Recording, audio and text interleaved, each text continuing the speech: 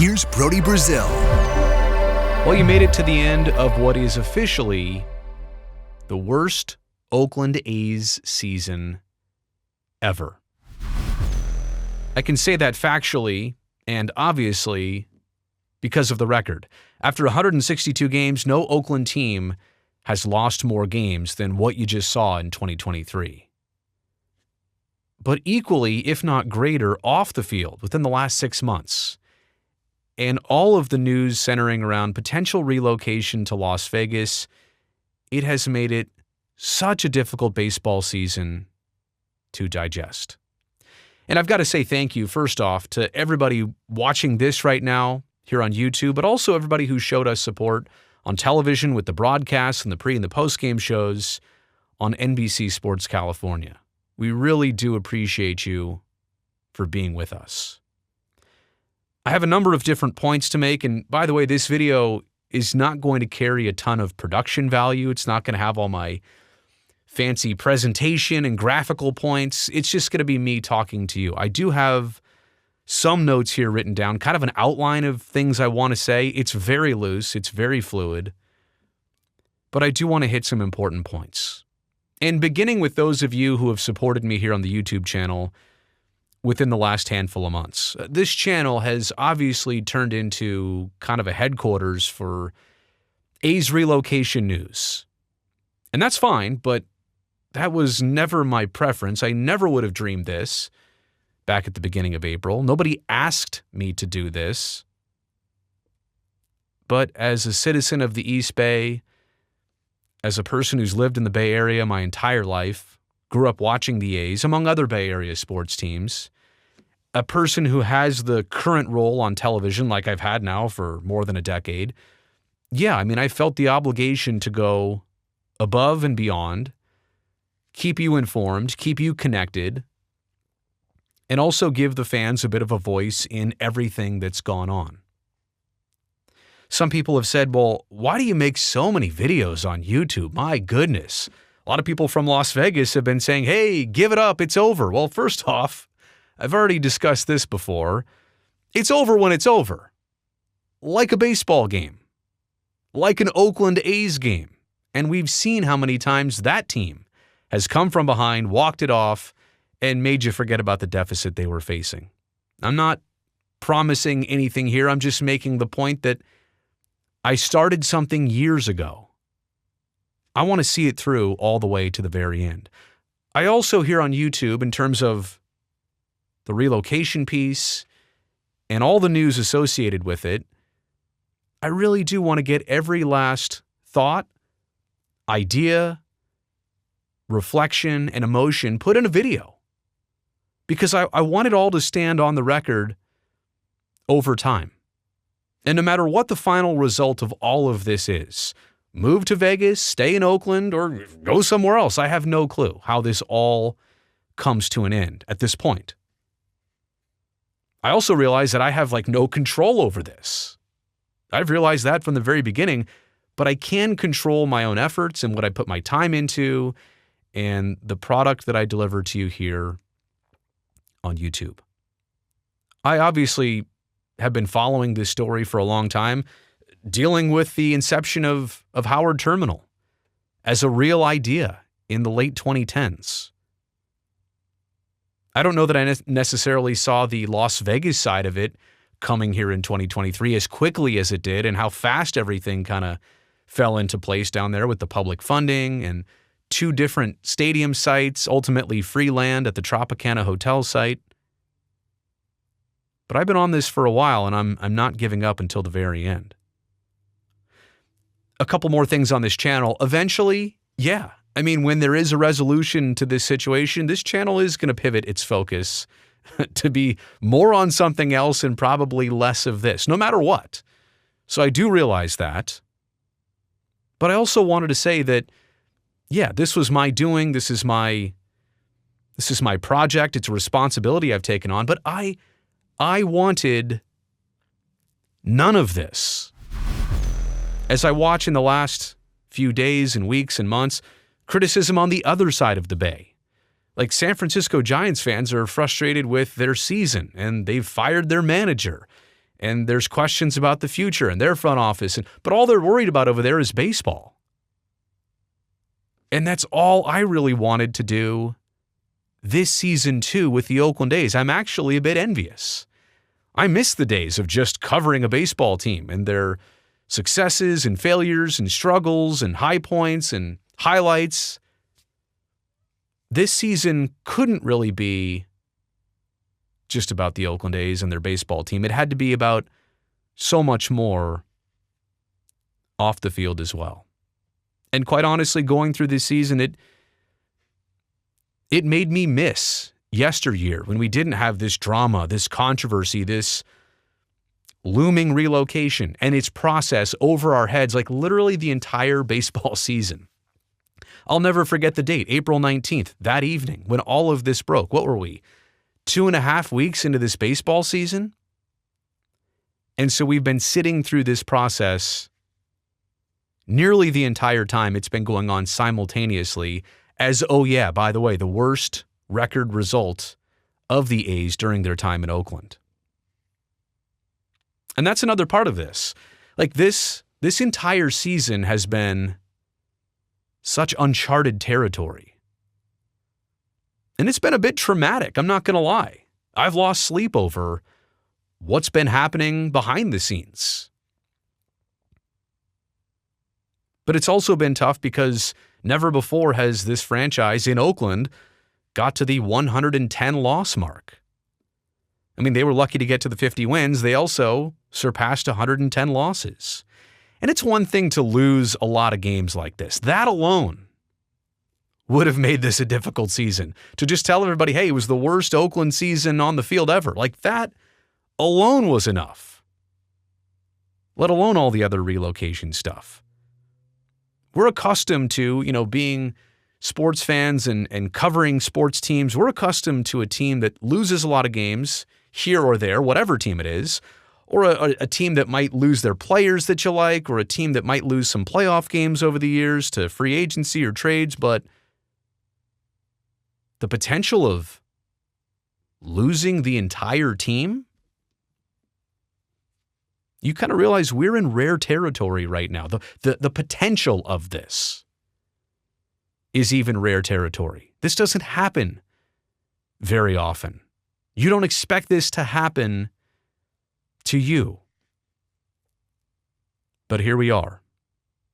And again, just to kind of put that bow on it, it has been traumatic and it has lasted a long time, more than half a year, with the very serious and imminent threat of the A's no longer existing in Oakland after 2024 and maybe definitely not by 2028. It's been very hard this year, even when the team started to turn things around on the field, to truly get invested and excited about today or the future of the franchise. That's something that we could all rally around, say, in 2017, the second half of that year. Oh, who's this Matt Chapman guy? Who's this Matt Olson guy? Next thing you know, as Sean Murphy comes around to join a Marcus Semien, and you've got a full-fledged playoff contending 97-win team. But when Zach Geloff comes up and does so well, he's been so fun to watch. And Esteury Ruiz and the American League rookie stolen base record, and Mason Miller and all of his starts, and even Joe Boyle here in the last couple weeks. These have all been exciting players to watch. Brent Rooker this year, who would have thought? He's the all-star, the amount of homers he's hit.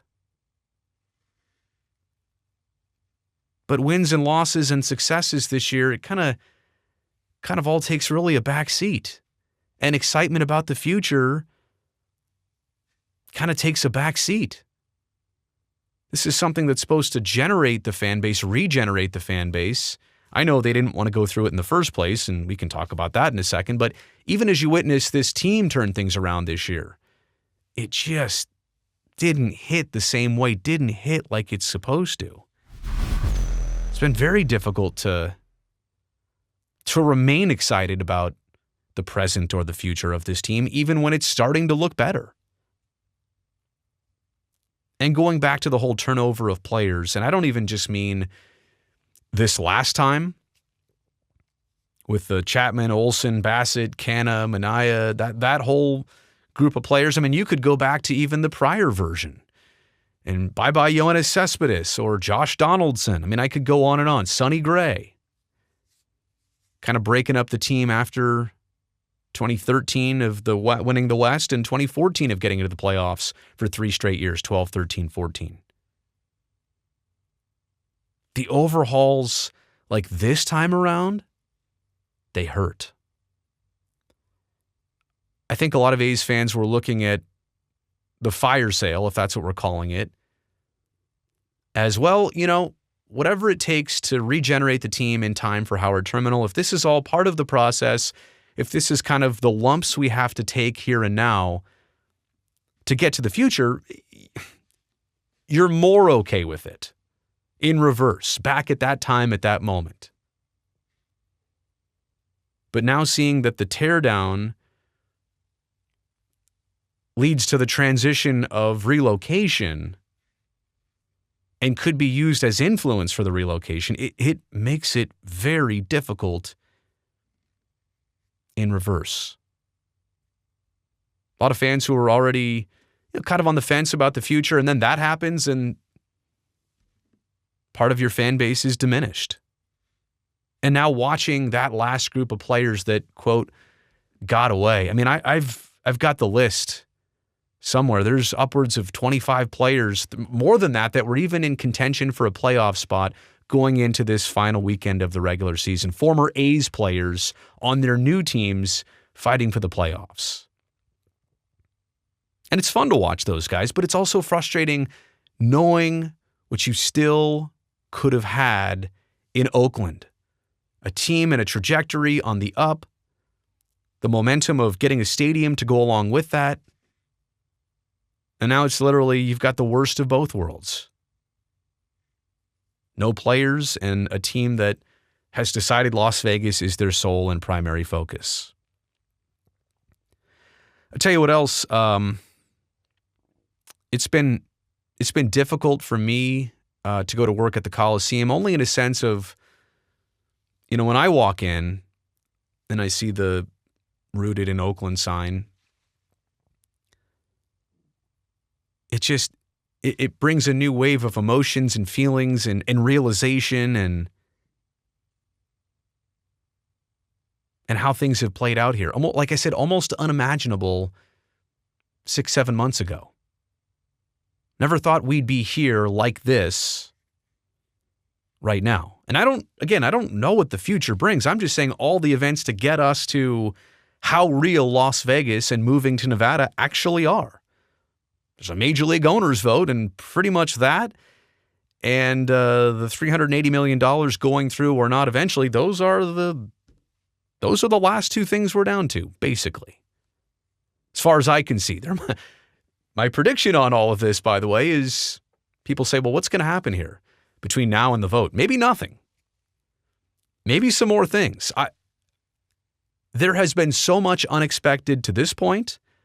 No twists and turns from now till November or December or whatever would surprise me. I do still predict there are a few more twists and turns. How wide and how severe are those twists and turns? They could be minor.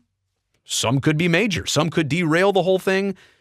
Some could be just no big deal and be a headline here and there.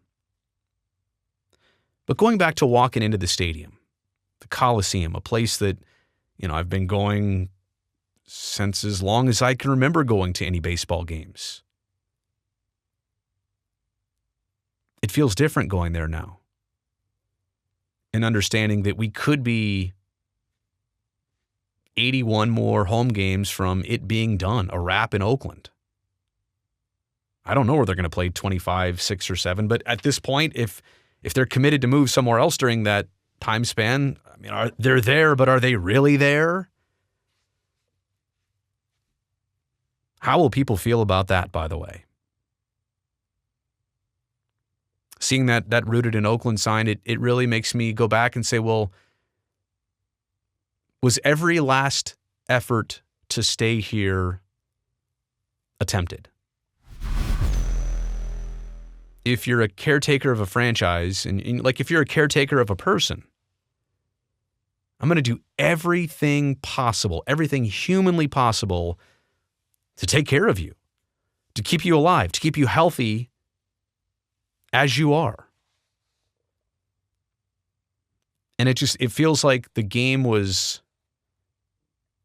ended before it was actually over between Oakland and the A's and Howard Terminal and all those talks. And in retrospect, being a couple days away from that ultimate summit mediated between city leaders and team leaders, and the final discussion, the decisions that they could have made, they didn't even get to that. Things were cut off right before that.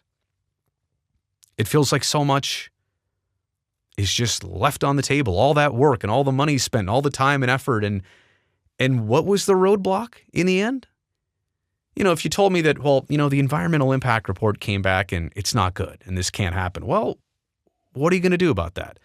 Or if the BCDC, the governing body of basically anything surrounding the bay, if they said, you know what, you can't actually use this land, it's not good. Well, what can you say? There's a roadblock. Or what if the Port of Oakland this entire time was not agreeable to having a baseball stadium at Howard Terminal? What would you say? But all of those things were lined up. The negotiation and the money, and that's it. The dollars, that was the sticking point in the end. I guess the frustration is that there was nothing out of your control that you couldn't get past. Everything that could have stopped you didn't stop you. And everything that was in control was the factor of why this is not happening. Howard Terminal, looking at it, driving past it sometimes recently, I don't know what to think. I glance over, I see it from off the freeway. You can plainly see it from 880 over there, and it's just it gives you not a sick feeling yet, but a really sentimental feeling. What's it going to be someday? What's it not going to be someday? I have no clue. The other part about this is the whole Las Vegas side of it. And I know a lot of people from Las Vegas are watching this channel, and I appreciate your interest and support. I mean, I just hope you know I'm doing all of this work for mostly people here in Northern California, just so they get the coverage that they need and their voice gets out there. And I've tried to include the Nevada voice and the Las Vegas voice and the Clark County voice, and I'm going to actually do more of that in the coming weeks. By the way, my coverage of this season, like this baseball season, is over because it's over. My coverage of this story, like I said, is not going to cease until it's over. And I honestly don't mean to make videos that knock Las Vegas, but if I ask questions about Las Vegas, that's not knocking Las Vegas. Las Vegas has never done Major League Baseball before. Until a couple years ago, they'd never really done one of the major pro sports leagues before. And the situation down there, it's not really proven. You've had the Golden Knights for a handful of years. They are abnormal in their entry and their first few years of existence in the NHL. The Raiders, they're 3 seasons in, but then COVID and empty attendance. Like, we're still figuring out what that's like and who shows up, like other teams' fans, to Raider games. And maybe that works. Maybe the Raiders will eventually hate that they'll never have a home field advantage unless they, go to SoFi Stadium in Los Angeles. Like, that's their home field advantage. But again, Las Vegas is unique. Las Vegas is a can-do place. I get both of those things, and I fully respect both of those things. But this project, what's being proposed here, a ballpark on 9 acres in the back parking lot of the Tropicana Hotel that's mostly going to rely on tourists, like 1/3 of fans that show up will have flown in and have made it a point to come to A's games on a Tuesday or a Thursday night. This ballpark is going to require near sellouts for 30 straight years to service the bonds that Clark County is going to float out there. This would be the smallest big league market, like significantly. It's number 40. It would be the smallest media and population market in baseball. The A's are already claiming small market problems and issues, and like Las Vegas is going to actually be even worse if that is a problem. How about the whole temporary home situation? Like at this point, we still don't know. If a move is going to happen, there are these lost years of 25, 6, and 7 at least. There's no home for the A's at this point. They can say the Coliseum, but I don't know that that's been offered. At some point, if you don't have a friend in town or a hotel to stay at, where are you sleeping tonight? The fact that the A's are doing all of this to stay on revenue sharing is amazing, to receive the luxury tax payout and benefit from the other side of it. That luxury tax is what's supposed to keep the smaller teams afloat. It's your perk for existing and somebody else paying so much. Well, here, you get a payout to stay alive. But then the only reason that you're staying on it is so that you can go to Las Vegas, or you're going to Las Vegas to stay on it. It's counterintuitive. Obviously, the A's feel like they need Las Vegas because of the public money, because of the free land, because of some of the opportunities out there. There's a small circle of people and politicians really interested in the A's coming down there. I get that, to fill their schedules, to make some money. But I don't see like the overwhelming appetite and hype about fans down there excited for the A's to come down. Maybe I'm missing it, but I'll hope to find out. Does Las Vegas as a population, do they really need the A's? I mean, the A's need Las Vegas. It seems like that's their mindset. Do the people of Las Vegas need the A's? The public money happens so quickly. Remember, there was a first stadium site, the Wild Wild West site. The A's were going to buy that land. They had a binding agreement for it that somehow became unbound. And then they moved on to the free land, the site with free land at the Tropicana Hotel, 9 of 35 acres, which again, retractable roof on 9 acres for Major League Baseball. It's never been done. It's way too small. Leads me to believe that this stadium might end up being just a straight up dome. It's less expensive. It's easier to build, will take less time. Maybe that's what we're getting. Artificial turf, another one of those. And I also think, one more thing on the Las Vegas side of this is the mentality down there, of which I've observed. Well, the A's will be different down here. Maybe to some respects. I mean, maybe they absolutely have to be down there to survive.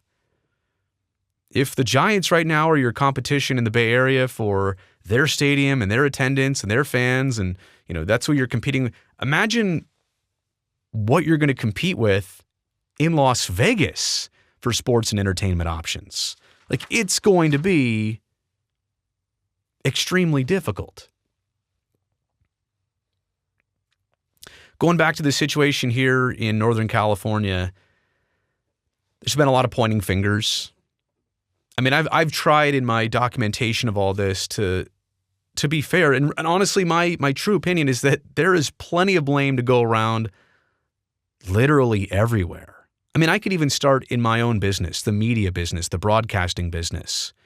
This has been a story that's been developing for years. I mean, the Howard Terminal side of it, the struggles to get that done, the slowness of the process, or, kind of who was in where doing what and who was influential in the process. It really feels like Oakland missed the boat on this stuff from like 2017, 18,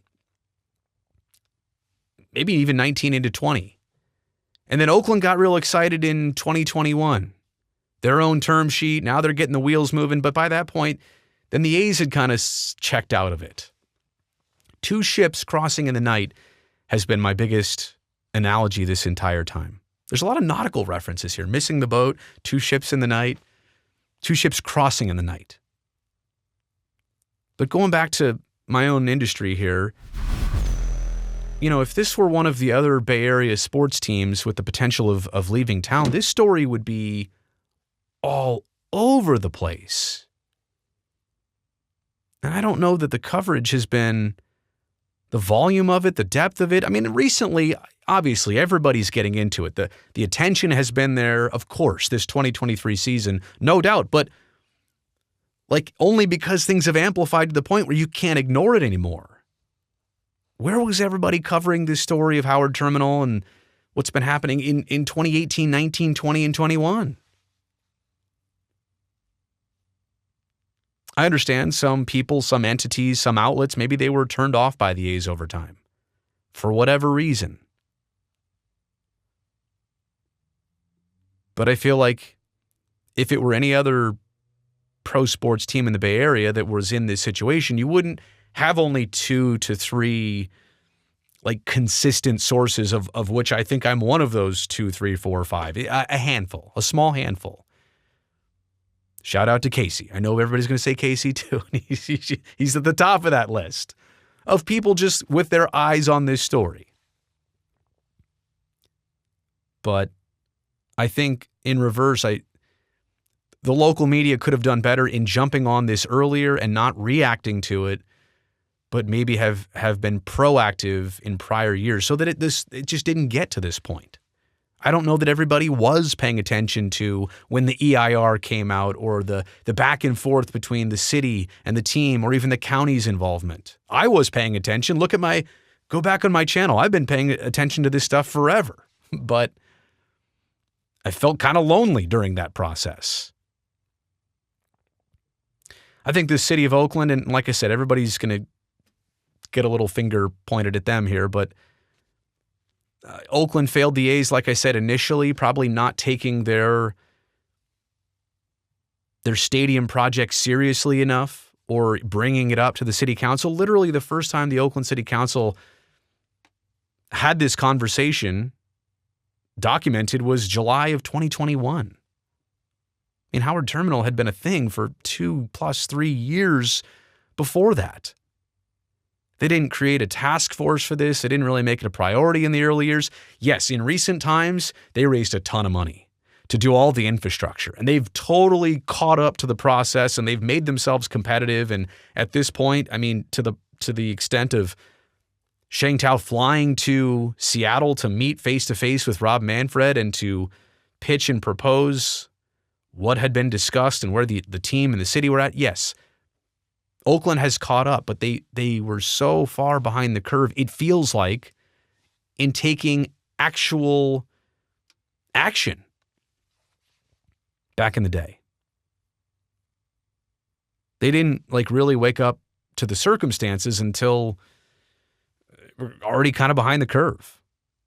And Oakland's got a lot of other problems. Let me also state this.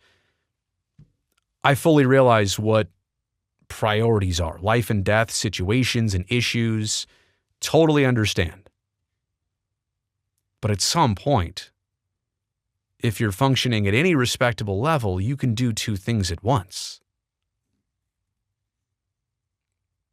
I think Major League Baseball throughout this process, I mean, going back to the blue ribbon panel of trying to find the A's a new site, the 2000s into the 2010s, I mean, they have been dragging their feet on this for so long that they kind of made a fan base ruined. Major League Baseball did not back the A's really in Howard Terminal. Where were they? Where was Rob Manfred giving a speech one day at the site of Howard Terminal, to say how big it would be for baseball and this team to secure its new home? Or how about, there's also this, which we can get into the A's. I mean, Howard Terminal didn't work. You bought the Coliseum site for the purpose of security of using it as a home for the new stadium to assure the A's a home in Oakland. And then they decided not to use it. Anyway, going back to Major League Baseball, the whole situation of even continuing revenue sharing and requiring the team to have a new site and pushing this deadline on them. That's in the CBA between baseball and the Players Association, the collective bargaining agreement. Major League Baseball has kind of toyed with this market for so long. When did Major League Baseball ever stand up for this market and say, you know what, here's what's going to happen. Here's how all of you will get this together. I mean, if it's true that baseball encouraged the A's to go pursue parallel paths in Las Vegas, Major League Baseball totally clouded this issue. So they're a part of this too. As much as they'll get the ultimate say on this, they're a huge part of it too. And I've talked about the A's plenty in this video, but I think to look back and to not be certain that every last effort was made to stay in Oakland, to not feel that way if this is the end of Oakland at the end of this season. And by the way, that's kind of a weird thing too, right? The next time you go see an A's game at the Coliseum, like March or April of 2024, by then you should have a definitive answer of where this team is going to be for the next decade or 2 or 5. Is it Las Vegas? Somehow, some way, is it Oakland?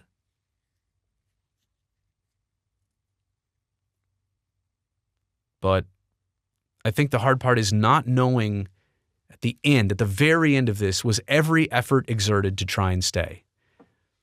And if it was, I just need to see it. I need the receipts on that. I don't think that's been proven yet. I said before that the plan for Las Vegas doesn't seem like a rock-solid plan. I guess I should go back to that. Maybe I didn't make that point well enough. If you told me the A's were moving to Denver because the Rockies didn't exist, well, Denver's got, a football team, a hockey team that does well, a basketball team. It's a big city. They're not going to rely on, tourism to fill their seats. Okay, what am I supposed to say? You got me. There's a better opportunity out there. In this case with Las Vegas, it's a gamble opportunity. Just made that one up. That's the analogy. It's a gamble opportunity. I would like to see, before this is all over, if it was that close and it can't work in Oakland, I need to see it. I need to see exactly what the gap is, what the divide is, how far we were, how close we are. It can't be computed by me until I see it, and probably a lot of people too. I guess I'm going to close it out with a lot of you, the fans, who I've already said, and I wanted to make that point first, I appreciate all of the support all season long. I don't want the fans to get blamed for any of this. I hate when the stories come out and attendance is referenced. There's a multitude of reasons why attendance is what it is. That's if I'm doing that in this video, this thing's going to go on forever.